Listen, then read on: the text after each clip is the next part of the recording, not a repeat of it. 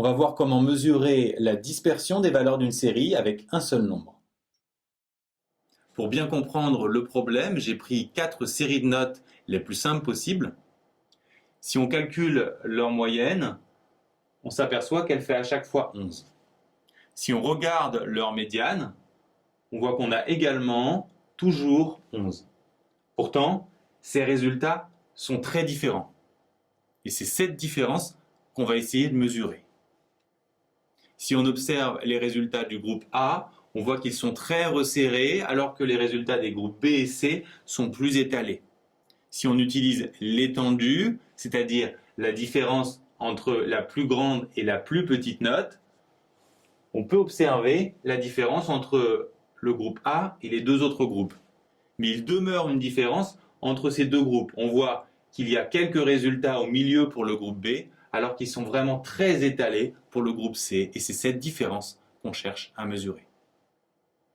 Pour mesurer l'étalement des notes à l'intérieur d'une série, on peut s'intéresser à l'écart à la moyenne.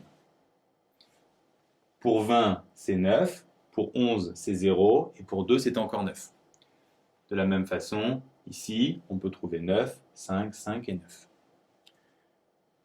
Si on veut une seule grandeur pour mesurer l'étalement, on va faire la moyenne de ces écarts.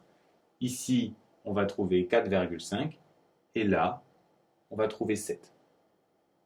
Donc on voit bien que les notes sont plus étalées dans le groupe C. L'écart moyen mesure parfaitement l'étalement et pourtant, les mathématiciens n'en ont pas voulu. Pourquoi? Regardons. Ici, pour calculer l'écart à la moyenne, on a fait la note moins la moyenne. Ici, si on continue à faire la note moins la moyenne, on trouverait moins 9, on aurait un problème de signe et tout s'annulerait. En fait, sans y penser, quand on a calculé nos écarts, on a fait parfois la moyenne moins la note et d'autres fois la note moins la moyenne. En langage mathématique, parfois on a appliqué cette formule et d'autres fois celle-là. Et les mathématiciens veulent une seule formule. Pour se débarrasser du problème de signe, le plus simple consisterait à appliquer la valeur absolue, mais c'est une fonction compliquée, donc les mathématiciens ont préféré rajouter partout un carré, mais rajouter un carré, ça a des conséquences.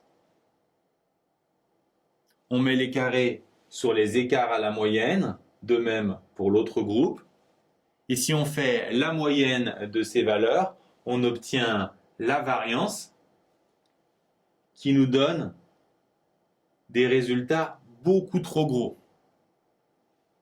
Pourquoi? Tout simplement à cause du carré. Et pour enlever le problème du carré, on va tout simplement prendre une racine, ce qui va nous donner l'écart type, qui nous amène des résultats très proches de l'écart moyen.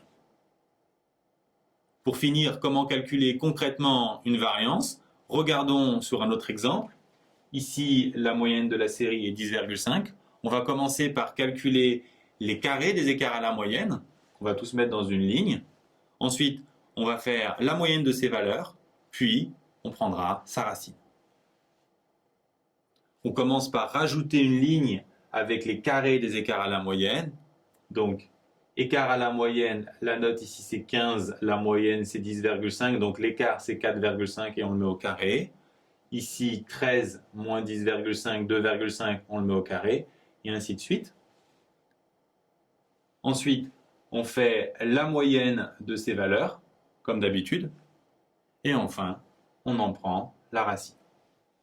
Si on essaye de décrire la variance en français, ça donne la moyenne des carrés des écarts à la moyenne, ça donne mal à la tête, mais la formule mathématique n'est pas forcément plus simple.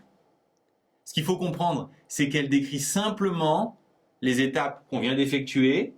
Ici, il faut comprendre qu'on fait le carré des écarts à la moyenne.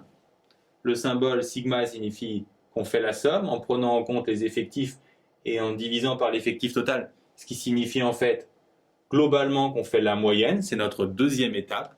Et bien sûr, la troisième étape, c'est la racine.